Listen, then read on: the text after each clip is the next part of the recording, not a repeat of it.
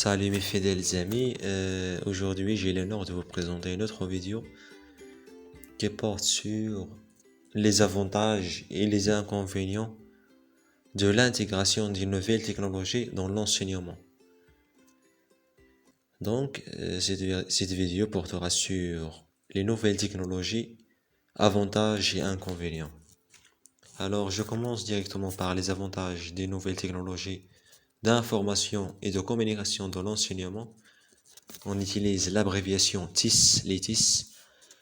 Alors, concernant les avantages des TIS, les TIS sont des supports numériques qui visent à améliorer la qualité de l'éducation et d'accéder au degré de perfection.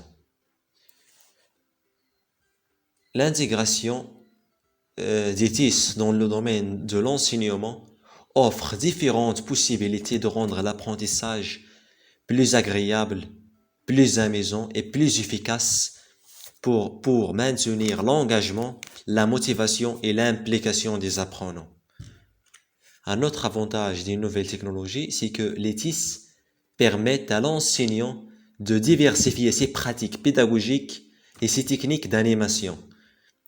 Il peut par exemple créer des plateformes pédagogiques dans lesquelles il va disposer des devoirs pour que les apprenants puissent les travailler à domicile. Donc, l'intégration des TIS dans l'enseignement a apporté beaucoup de fruits charnus et délicieux. Elle a apporté aussi beaucoup de résultats positifs.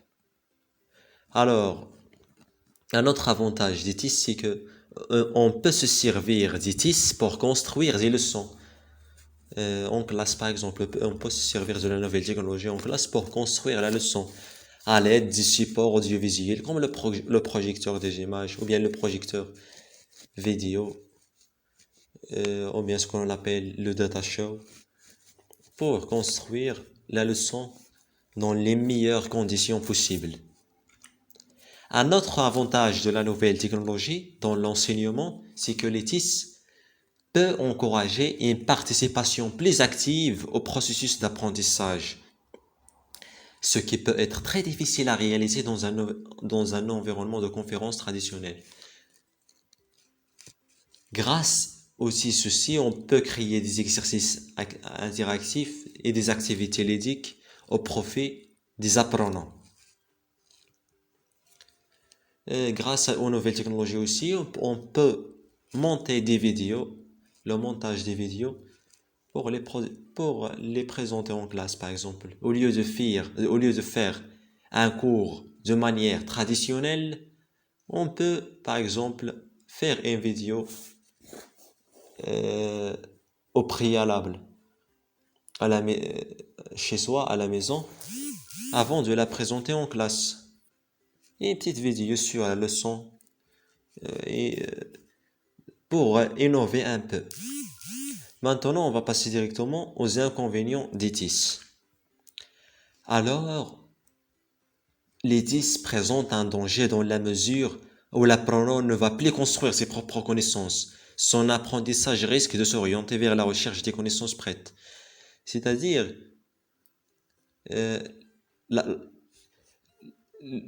l'inconvénient des TIS, c'est que l'apprenant, au lieu de, par exemple, lorsque l'enseignant lui donne un exercice à rendre, un devoir à rendre, au lieu que l'apprenant fasse un effort colossal pour apporter des solutions à ce devoir, apporter des réponses à ce devoir, il va s'orienter à la recherche des connaissances prêtes sur Internet. Voilà le premier inconvénient des TIS. Le deuxième inconvénient de la nouvelle technologie, c'est le recours systématique au copier-coller sans faire aucun effort personnel. Par exemple, si l'enseignant demande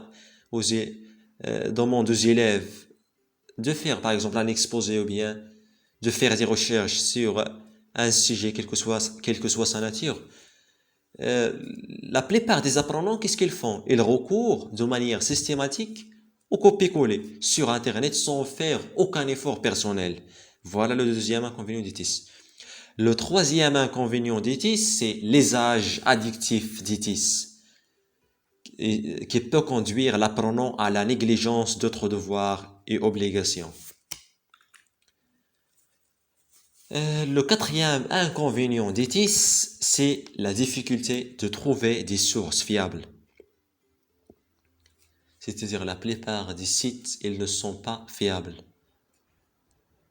Le cinquième, je pense, inconvénient des TIS, c'est l'influence négative des mauvais sites sur les jeunes. Par exemple, si un élève, par exemple, il fait des recherches sur un sujet, par exemple, il peut tomber sur des mauvais sites qui peuvent l'impacter négativement.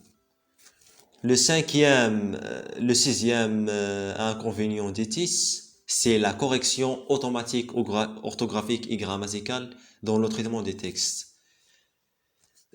Par exemple, si un professeur a demandé aux élèves de corriger un texte à la maison, l'apprenant, qu'est-ce qu'il va faire? Il n'est plus obligé de consommer du temps pour faire attention à l'orthographe et grammaire. Il va prendre ce texte et il va le mettre dans un site appelé Corrector Roverso, par exemple, Corrector de grammaire et orthographe. C'est un site appelé Roverso Correcteur. Il va mettre ce texte dans la barre de correction des textes et le site va le corriger automatiquement. Voilà le sixième inconvénient. C'est-à-dire, l'apprenant, il ne va plus faire d'efforts pour faire attention à l'orthographe et à la grammaire, mais plutôt il va mettre ce texte-là, par exemple, dans la barre de correction dans ce site que je vous ai dit, appelé Renverso, et ce site-là va le corriger de manière automatique. Alors voilà, pour la conclusion, l'utilisation et l'intégration des TIS au milieu scolaire demandent des efforts considérables et des investissements importants de la part des autorités, mais aussi une formation des enseignants et des apprenants à utiliser les différents outils et les logiciels mis à leur disposition.